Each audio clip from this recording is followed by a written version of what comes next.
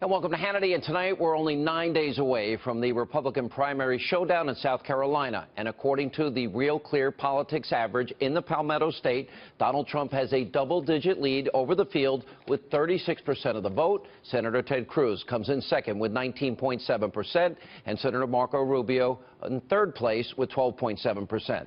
Now, after his big win Tuesday night in New Hampshire, a very confident Donald Trump is going after both rivals, all his rivals, on all sides of the aisle. Take a look. I don't know that we're going to be fighting Hillary, because I find it hard to believe. I look at what she's doing. I was there. I was there last night where this guy Sanders is up ranting and raving like a lunatic that, he won. The polls are showing that we beat Hillary. We're going to beat her. And honestly, women don't like her, men don't like her. Take a look at what's happening to her. Here with reaction, author of the bestseller Crippled America, How to Make America Great Again, 2016 Republican presidential candidate Donald Trump. All right, you have to appreciate that. I think that's pretty funny, especially the stuff about Hillary. What do you attribute to your success in New Hampshire, and how do you take that momentum to South Carolina? Well, the people up there were so fantastic, and they want to see strong borders, and nobody's stronger than me, and they want to see really strong borders. I'm building the wall, and it's going to get built, and it's going to do a lot of good, and it's going to work, believe me. But they want to see that. They want to see a strong military. I'm going to rebuild the military. We're going to build it properly, and we're going to build it strong, and we're going to negotiate prices. We're buying equipment that they don't even want because people that own certain companies, they have political contacts, including the people, frankly, that are on the stage with me. So we're going to get the right stuff at the right price, and we're going to rebuild our military. We're going to take care of our vets. We're going to absolutely terminate and repeal. We're going to repeal Obamacare. Has to be repealed. Has to be. We have no choice.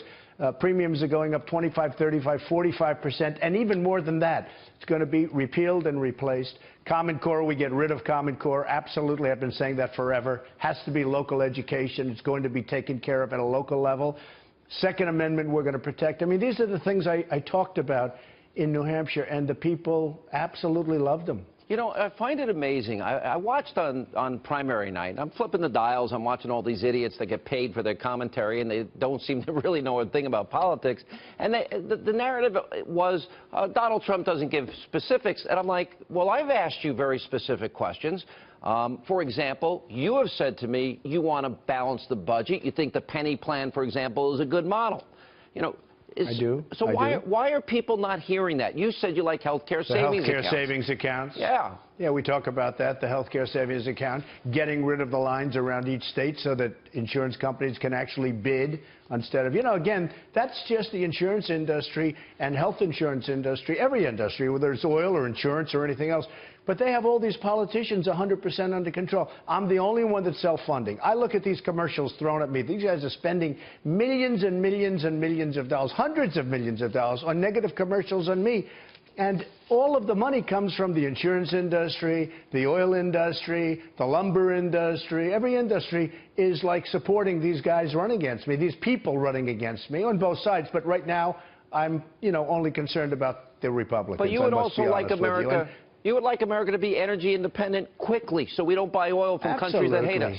Absolutely. No, I want to open it up. I want to get all the oil. Look, as far as I'm concerned, the more energy, the better. We never want to be in a position. We never want to be in a position like we were with OPEC, okay? It's never going to happen again. We never want. And with new technology and with fracking and all the things you can do today, we never have to be in that position again. But I look at the negative ads where these PACs that are loaded up with money, and, all from special interest. The last debate, Sean, you heard me say it, everybody in the audience was special interest. And I'm the only one. I don't need donors. I don't have any special interest out in the audience because I'm going to do my special interest of the people of America, the people of this country. And I'm going to do the right thing. They can't do the right things. The drug companies are paying a fortune to PACs. And these PACs are advertising. But I looked at these negative ads against me. They're so wrong and so disgusting to look at. And they're not even being paid for by the candidate. They're being paid for by special interest, drug companies, et cetera, et cetera. Yeah, you said... But we'll get by. The same thing happened to a lesser extent, I think, in New Hampshire, and we won by like 20 points. Your campaign announced today you're only going to run positive ads in South Carolina. And here's my question. If they start bombarding you with tens of millions of dollars in negative ads, are you going to stick to that, or or is it open-ended? No, or I'd like to run. Yeah. I'd like to run positive, but if they start hitting me with, negative ads, I'm going to go negative. I have no choice. I have to. Yeah. All right, here's my next question. And the two headlines I've got here, okay? I'm reading today. GOP asks, this is the headline, can Trump and Cruz be stopped? Now, you're the two, quote, insurgency candidates here. Byron York wrote a piece.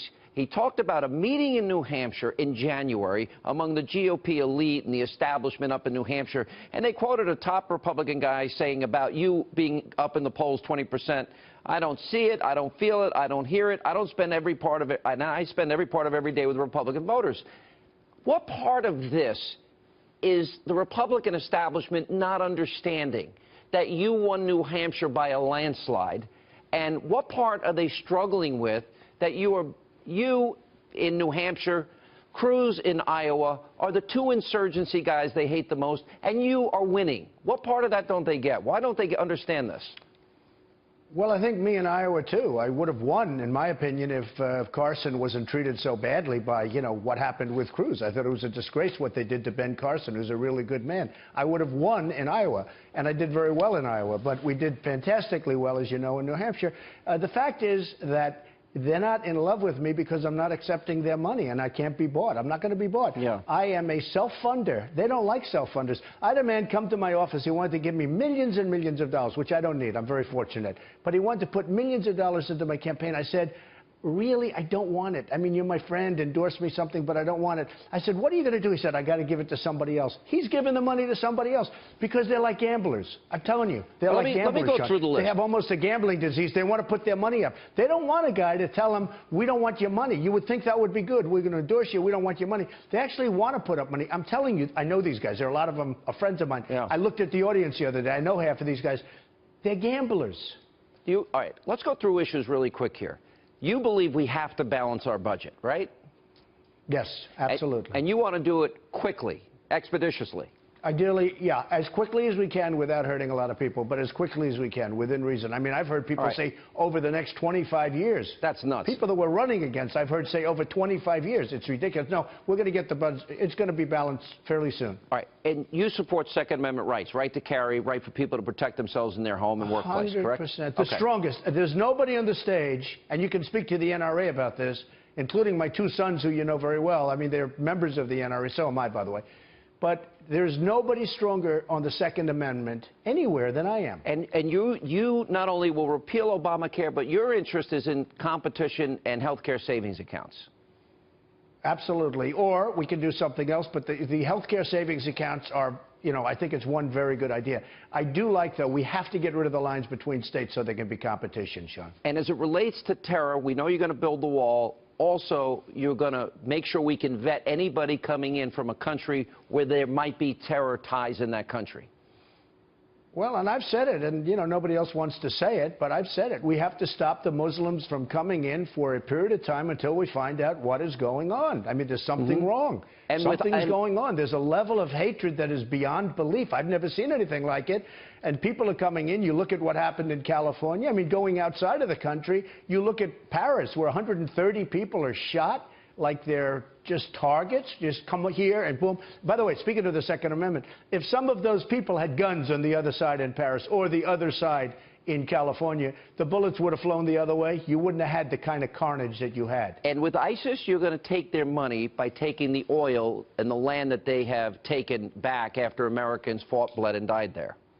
Yeah, but I said to do this 4 years ago, Sean. I said on your show. I mean, for 4 years I've been saying this. Take the oil. Now they're so rich, it will take a little while for it to catch up. But take the oil. I mean, we have people don't want to hit the oil because it's going to create pollution. I mean, it's hard to believe. At first I thought they were kidding. All right, but here's the last question in this segment. They don't want to hit the oil because of the pollution. Yes. If looking at the current makeup of the Supreme Court, our next president may appoint 2 or 3, maybe 4 justices. Pick 2 people on the Supreme Court that you think would be a good model for the type of person you're looking for. Well, I like Scalia, and I like, I tell you what, Justice Thomas, he has been a great stalwart. He's I've met him numerous times, and I just think he's been an absolute stalwart. Yeah, he really has been. I agree with you. All right, we're going to take a break. I got some questions. And doesn't get enough, and by the way, doesn't get enough credit. He does not get enough credit.